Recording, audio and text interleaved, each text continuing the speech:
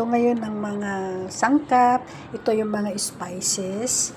Ito yung garlic, ginger, paste,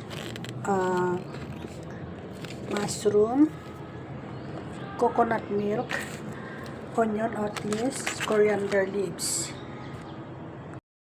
Ang unang gagawin, fry ang onion until become brown. So, ito ang una natin gagawin.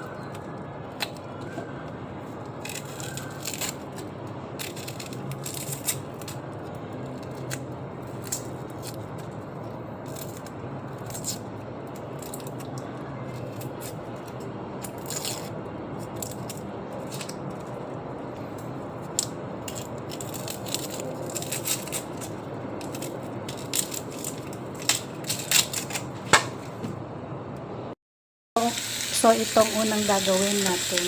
I-fry muna ang onion until become brown. Turn in.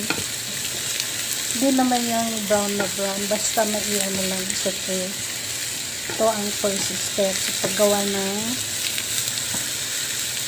mushroom biryani. Guys, ito naman yung biryani rice. So, 3 cups itong gagamitin natin. So, kailangan ko muna siyang hugasan bago i-start ang cooking.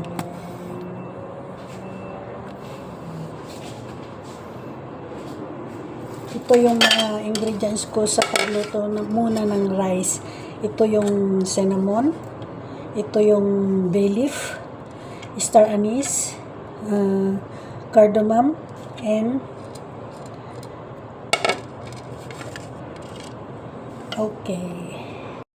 Limagay ko na yung takip ng pressure cooker. So, wait na tayo ng 10 minutes. So, ang biryani natin maluto na.